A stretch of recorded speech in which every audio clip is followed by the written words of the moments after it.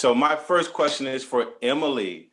Okay. Emily, you said that I heard you say in a recent interview, I read that you said in a recent interview that you hope that the experience that your character is having, Melanie is having, is a guide for young people.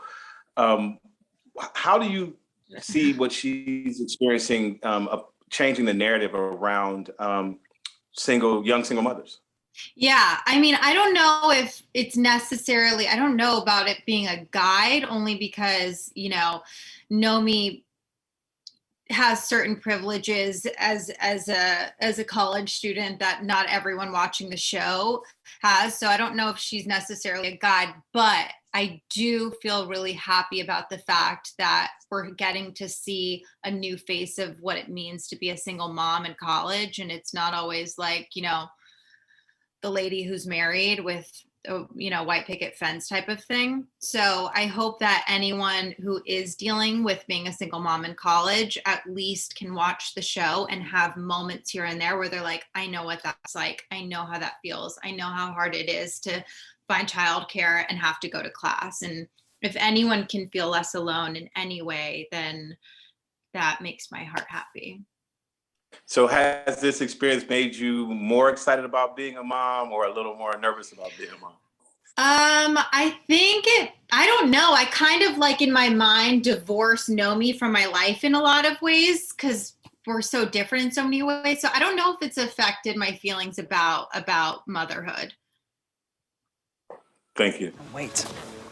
I know when I see a man suffering. Heidi broke my heart when she dumped me too.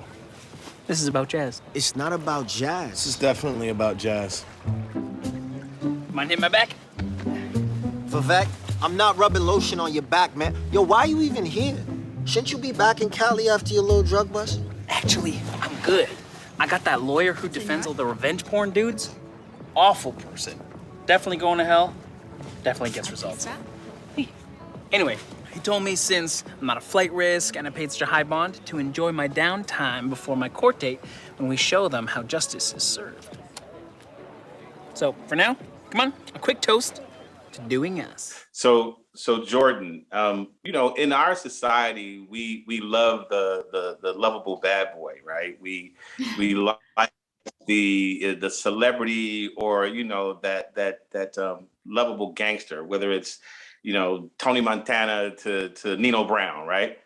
But we're also in a cancel culture. Do you think people want to see you get your comeuppance, or do you think they want to see you kind of figure out a way to skate out of this whole situation? I mean, for a TV show, I bet they want to see it come up. You know what I mean? Like, it's not as interesting if he just whatever he gets away with it and just disappears. You know what I mean? So as someone who watches TV, someone who's doing something they shouldn't be doing, I want to see him get punished for it, right? But then as having gotten to know a character, maybe like Vivek, fans of Vivek and stuff like that, they want to see him be able to find his way out of it, right? So that's kind of what I would hope that the audience is looking at. If I'm watching a different show, I'm trying to be unbiased as the guy who plays Vivek. So in your history, have you always kind of gotten away with it? Have I gotten away with it? I haven't. I think I got in trouble maybe 3 times when I was a kid. So I didn't get away with none of those things. Let me tell you that much. Right. Definitely. I think we're all there. And so, Chloe, happy birthday. Happy belated birthday, by the way. Thank you. And so, I think that there's some parallels between being an athlete and being in your real life, an actor, singer, that it's tough to find that balance. Mm-hmm. Can you identify with the fact that your character maybe at times feels overwhelmed? Actually, I can. The thing is, with what I do and with what Jazz does, it's not easy. But the thing with me and Chloe and what I do, I love it. So it's like the good kind of always outweighs the bad. And I'd be lying and saying, oh, I'm never overwhelmed and I never have stresses, but we're all human beings.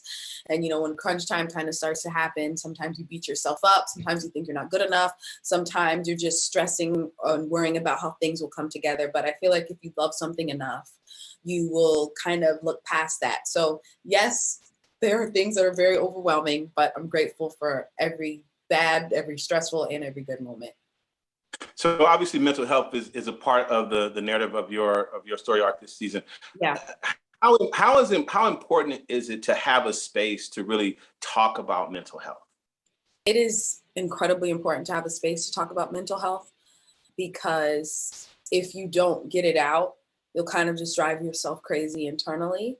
And, you know, when the pandemic kind of happened, I even kind of had to learn to have a better outlet and a better way of communicating my inner thoughts so that I don't drive myself crazy internally.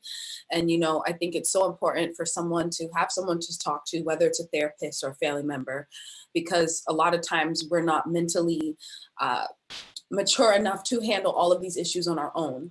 And it's okay to lean on someone else, and it's okay to ask for help. And, you know, for me, being who I am, I have done that as well. And I'm really proud of Jazz. And, you know, she's struggling and finding her own identity, you know, being not in a relationship and not with her sister because she's in Tokyo. So she's really trying to figure out who she is. And I'm really proud of her because it's a very uncomfortable place to be. Right. Diggy, really quickly, I saw your "Don't Text Your Ex," right? It was hilarious, by the way. Is that really you, or is that you now? Were you always that guy, or is that kind of how you've matured to be that guy? What guy specifically? What about that piece? You were very, you were very caring and very supportive and just a good guy. You really come off as a good guy. But I still, you're a New Yorker. I still feel like you got some of that bad boy in you. Oh man. Well, I mean, you know, the parents that I have, you know, I'm used to seeing them care for each other. I'm used to seeing them, you know, give each other what they need and taking those things into consideration. So I feel like it's a big part of my family unit to kind of have that thing there internally. Obviously, when you're growing up, you're met with different challenges and you meet different people, go through different things, but it's been really important for me to keep that foundation as I grow. Awesome. Thank you so much. I really appreciate it. No doubt. Thank Enjoy you. the day. Thanks, Dan. All right. I'll pull you out.